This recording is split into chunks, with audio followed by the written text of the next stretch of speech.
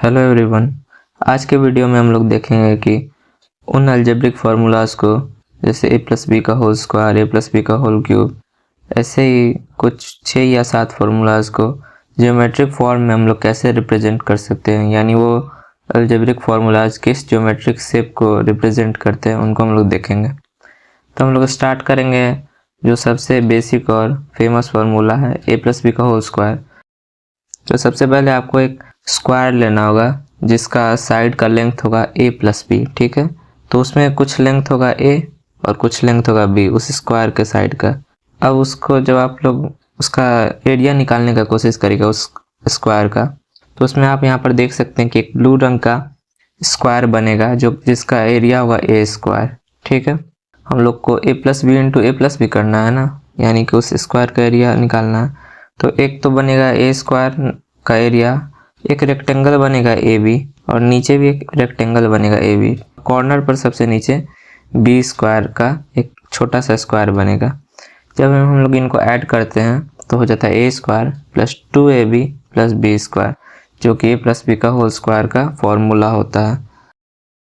अब हम लोग के पास है कि हम लोग देखेंगे ए स्क्वायर माइनस बी स्क्वायर का ज्योमेट्रिक रिप्रेजेंटेशन कैसा है, ज्योमेट्रिक प्रूफ। तो एक बार फिर से आप क्या करिएगा कि आप a लेंथ का एक स्क्वायर लीजिएगा, उसमें आपको करना है कि फिर से b लेंथ को अलग से हटा देना है। तो जो बचा हुआ लेंथ होगा क्या होगा, a माइनस बी होगा। इसी तरह दूसरे साइड में भी आप कर सकते हैं। अब आपको क्या चाहिए, a square minus B square. तो उसके लिए पहले आपको क्या करना है, ये जो b स्क्वायर है उसको आपको a स्क्वायर में से माइनस करना है। ये जो टोटल a स्क्वायर क्या था, इस स्क्वायर का पूरा एरिया था, उसमें से ये कॉर्नर वाला जो b स्क्वायर है इसको आप माइनस कर लीजिएगा। तो जो बचा हुआ एरिया है वही है a square minus B square का एरिया। तो जब आप इसको माइनस करते हैं तो अब ये शेप कुछ इस तरह दिखने लगता है। यहाँ पर आप देख सकते हैं कि जो नीचे b लेंथ है ऑरेंज कलर में, तो उस रेक्टेंगल का जो लेंथ है वो क्या है, a माइनस बी है।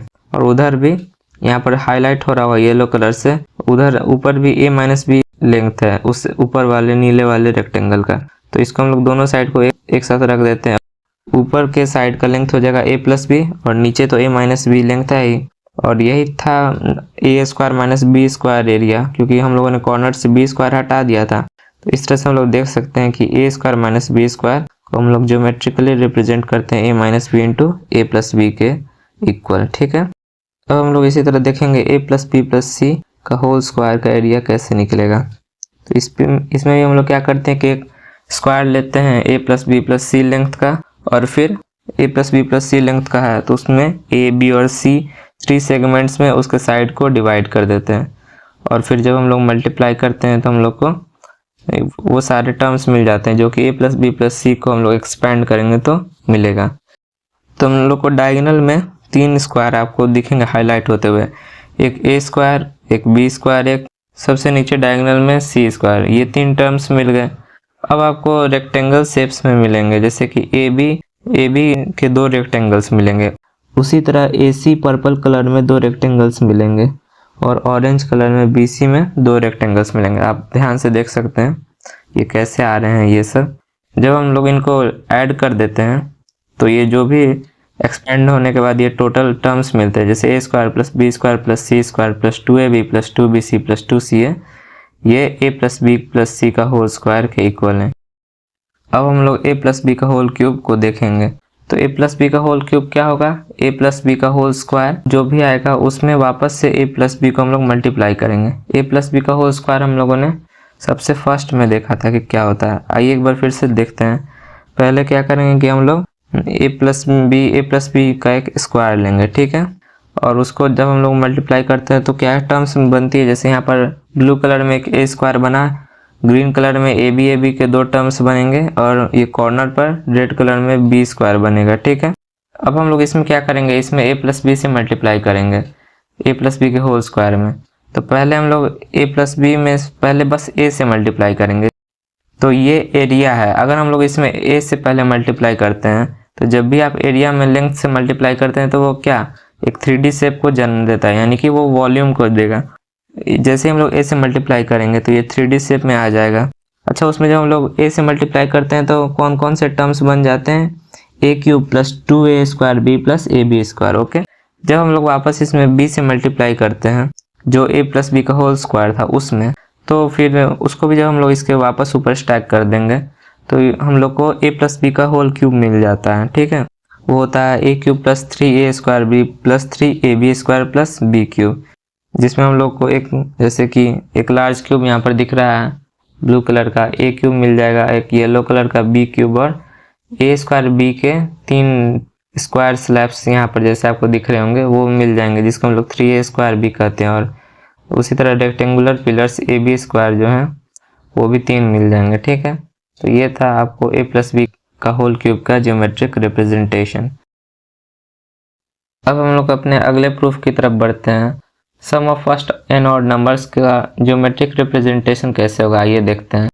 तो पहले तो जैसे पहला ऑड नंबर है 1 तो एक डॉट लिए। अब हम लोग अपना अगला ऑड नंबर जैसे 3 है तो उसको कुछ इस तरह एल शेप में रिप्रेजेंट करेंगे, इस तरह से एक के ऊपर दूसरा को स्टैक कर देंगे। अब अगला ऑड नंबर क्या होगा 5 होगा तो उसको भी एल शेप में इस तरह से रख देंगे। इस तरह से आप देखते जाइएगा कि अगला ऑड नंबर हो गया 7, फिर अगला ऑड नंबर हो गया 9। इसको हम लोग कैसे स्टैक कर रहे हैं, इस तरह एल शेप में स्टैक कर रहे हैं। उस तरह से हो क्या रहा है कि जब भी हम लोग अगला ऑड नंबर स्टैक कर रहे हैं तो वो इस तरह से स्टैक हो रहा है कि ये पूरा शेप स्क्वायर का एक शेप ले रहा है। ठीक है, ये पूरा जो है ये विजुअली आप देख सकते हैं कि जैसे यहाँ नीचे से भी 5 डॉट हो गए और उधर दूसरे साइड से भी 5 डॉट हो गए। टोटल बीट्स को काउंट करेंगे तो 5 × 5 ये 5 का स्क्वायर हो जा रहा है। तो इस तरह से आप देख सकते हैं विजुअली कि जो हम लोग फॉर्मूला जानते हैं sum of n odd numbers का, फर्स्ट n ऑड नंबर्स का, वो होता है n स्क्वायर, यानी कि जितने भी ऑड नंबर्स का फर्स्ट 7 ऑड नंबर्स का निकालना है तो 7 का स्क्वायर कर दीजिए। तो आप यहाँ पर इसको विजुअली भी देख सकते हैं। तो अब आगे हम लोग का सम ऑफ n नेचुरल नंबर्स, इसका हम लोग को ज्योमेट्रिक रिप्रेजेंटेशन देखेंगे कि इसके फॉर्मूला का ज्योमेट्रिक रिप्रेजेंटेशन क्या है। ये टोटल जो सम है उसको हम लोग एसएन से रिप्रेजेंट कर सकते हैं और कह सकते हैं कि ये टोटल जो डॉट्स हैं उसको रिप्रेजेंट करता है। अब इसी जो ये ट्रायंगुलर शेप दिख रहा है इसको डुप्लीकेट कर इन्वर्ट करके वापस से इसको इंटरलॉक कर दीजिए, यानी कि इसको फिर से इसके पास लाइए और देखिए क्या शेप बन रहा है। तो ये एक रेक्टेंगुलर शेप बन जाएगा। इधर एक साइड में टोटल डॉट्स हो जाएंगे n और दूसरे साइड में हो जाएंगे n+1। तो हम लोग रेक्टेंगल का एरिया कैसे निकालते हैं n × n+1। तो ये टोटल डॉट्स का नंबर इस तरह से निकल जाएगा।